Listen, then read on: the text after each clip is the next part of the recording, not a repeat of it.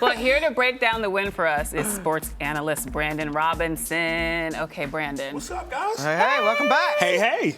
So this was definitely one of the most intense finals I've ever watched, and some people are saying it's one of the best in basketball history. What do you think of the finals, and what made it so riveting?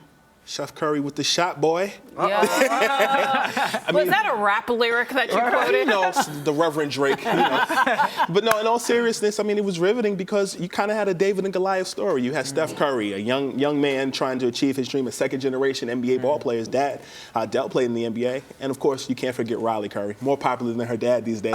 Love her. Riley Curry's huge. Yeah. Steph Curry's daughter, adorable daughter that he brings to all the press conferences, and she steals the show. Way up, she feels blessed. Yeah. But I think bigger than that, I think he's a guy that everybody can relate to. He's relatable. You know, he's the guy next door. He's overcome a lot of obstacles. His first couple years in the NBA, he struggled with ankle injuries.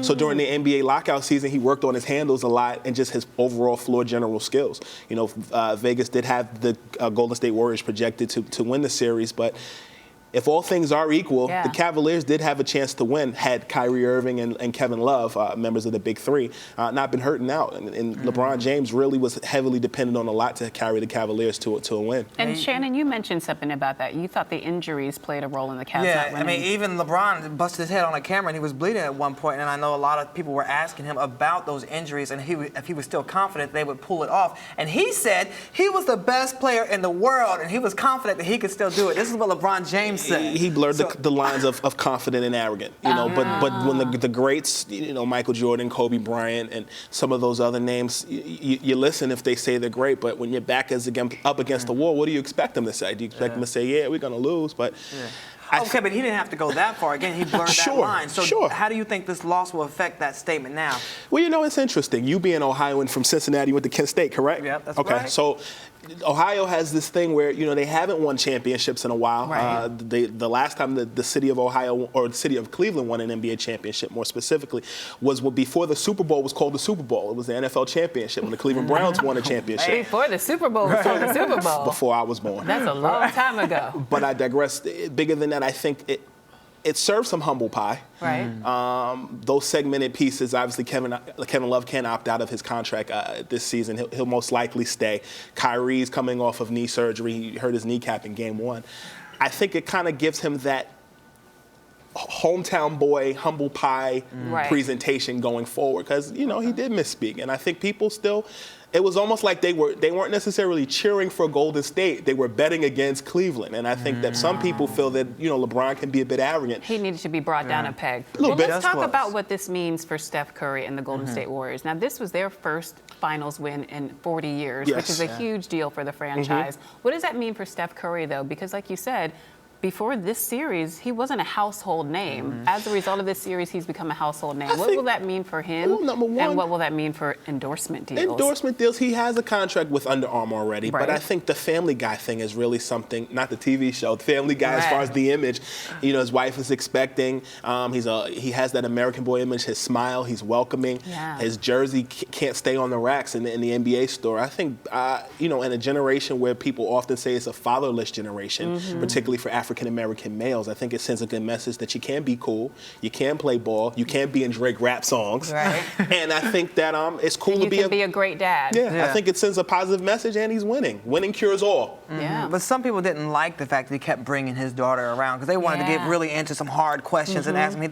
They thought he was just using her to deflect those questions. How do you feel about him always bringing her around? I mean, obviously, as a member of the press, you and I know you want to get a job done. And when you're trying to record quotes and get things done when you're on a deadline, you know, it can be a little distracting. I'm in the middle.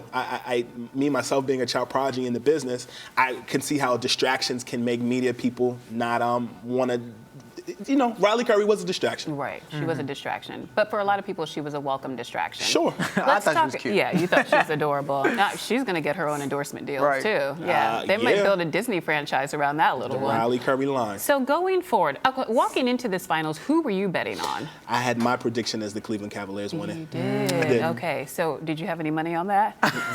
Now, were you disappointed when they lost, or did you expect it? Did you, at some point during this series, did you see it coming? I didn't expect it, but I think that it was the Golden State Warriors' time. Even Andre Iguodala, who gave up his starting spot at small forward, he was named the game's MVP. Right. I think it was a situation where a lot of guys really went in and just really wanted to win. Guys winning their first NBA championship. Steve Kerr, first-year head coach, one of the youngest to ever, or he won an NBA championship in his first year as an NBA coach. First year. But he also played with Michael Jordan and was under Phil Jackson, hit some key shots as a member of Chicago Bulls during the 95-96 and 96-97 season, where they won 72. They went 72-10 that season.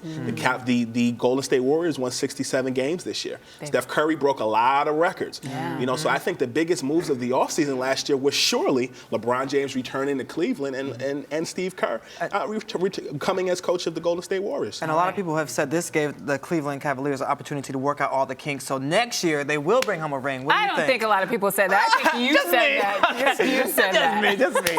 Okay. I mean, Cleveland does get their hearts broken a lot, but I do think, if you remember when LeBron James came to Miami his first year, they lost to the Dallas Mavericks in the NBA Finals that year. The very next year, they played the OKC Thunder and won. Okay. I think Shannon, there's hope. There's hope. I think All right. that could mirror the situation. All right. Well, thank you so much for being here. You're Always good to see you. awesome. Thank you. So now I want some curry chicken. Just saying it Yeah, over and just over. kept saying curry. I was getting a little hungry myself. Curry. All right, let's go get some curry in the break. Okay, during and then the we'll be break. right back. Don't go anywhere.